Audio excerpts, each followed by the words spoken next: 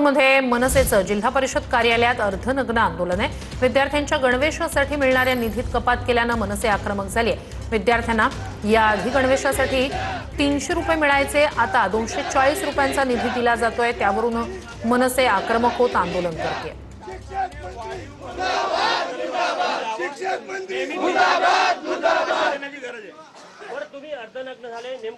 नक्कीच आपण बघू शकतो या ठिकाणी महाराष्ट्र नवनिर्माण सेनेचं हे आंदोलन या ठिकाणी अर्धनग्न आंदोलन जे आहे ते या ठिकाणी सुरू आहे। पोलिसांनी या सगळ्यांना अडवण्याचा प्रयत्न केला। काही काळ पोलीस आणि मनसेचे पदाधिकारी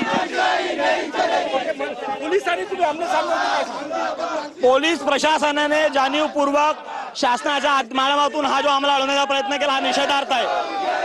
पोलिसांनी तसं करू नये, यांना आम्ही पत्र दिलेलं असताना शासनाला पोलिसाला वगैरे समोर करून शासन लढपत असेल तर पुढच्या वेळेस कुठलीही बातमी न देता शासकीय कार्य फोडलं जाईल। नक्कीच आपण हे दृश्य या ठिकाणी बघू शकतो। मनसेचे कार्यकर्ते अर्धनग्न या ठिकाणी जिल्हा परिषद कार्यालयात आत शिरलेले आहे। काही काळ पोलीस आणि मनसेचे कार्यकर्ते आमने सामने होते आणि आता या ठिकाणी एक गेट पहिल्या गेटवर पोलीस आणि मनसेचे कार्यकर्ते आमने सामने होते आणि आता जे आहे ते मधल्या गेटवर जिथे एंट्रन्स आहे शिक्षण विभागाचं त्या ठिकाणी आलेले आहेत। परंतु पोलिसांची सुरक्षा बघा, पोलीस या ठिकाणी मोठ्या संख्येनं पोलिसांचा फौजफाटा जो आहे तो तैनात आहे।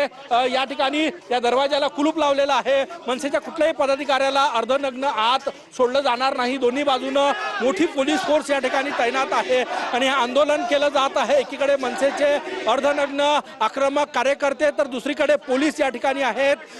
सगळ्यात महत्त्वाचं म्हणजे शिक्षण विभागाकडून जो निधी जो आहे तो दिला जातो त्याचा निषेध करण्यासाठी हे भीक मागो आंदोलन या ठिकाणी मनसेकडून केलं जात आहे। आक्रमक आहे मनसेचे सगळे पदाधिकारी आणि हातामध्ये कटोरा घेऊन या ठिकाणी भीक मागो आंदोलन मनसेकडनं केलं जात आहे।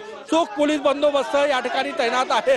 मुद्दा महत्त्वाचा आहे की मोफत गणवेश दिला जातो त्यासाठी फक्त 240 रुपये दिलेले आहे आणि 240 रुपयात जे कपडे येईल त्यांनी हे घालून आले आणि निषेध करतात सरकारचा। आक्रमक आहे पोलीस आणि मनसेचे कार्यकर्ते काही काळ आमने सामने होते। आताही तशीच परिस्थिती निर्माण होऊ शकते कारण की या गेटवर मोठ्या प्रमाणात पोलिसांचा बंदोबस्त जो आहे तो तैनात करण्यात आलेला आहे आणि ते पोलीस मोठ्या प्रमाणात आहे। जर आज जाऊ दिलं नाही तर काय करणार आहे? आज जाऊ दिलं नाही तर इथेच आमचं ठाम आंदोलन राहील आणि त्याचे जे परिणाम होतील ते प्रशासन जिम्मेदार असेल। अर्धनग्न आले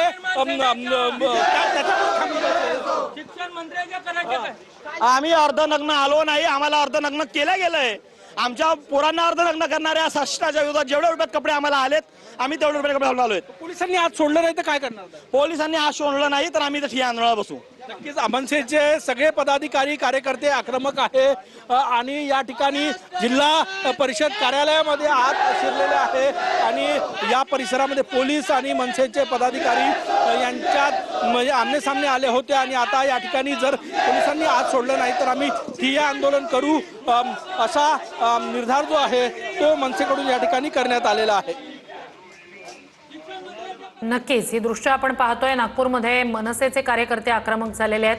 पदाधिकारी आणि मनसैनिक जिल्हा परिषद कार्यालयात अर्धनग्न आंदोलन करतायत। जो निधी आधी गणवेशासाठी दिला जात होता त्या निधीत कपात करण्यात आलेली आहे। विद्यार्थ्यांच्या गणवेशाच्या निधीत कपात केल्यानंतर जो निधी मिळतोय अवघा 240 रुपयाचा, त्यात जो गणवेश येऊ शकतो किंवा जे कपडे येऊ शकतात तेच कपडे घालून हे आंदोलनकर्ते आंदोलन करतायत।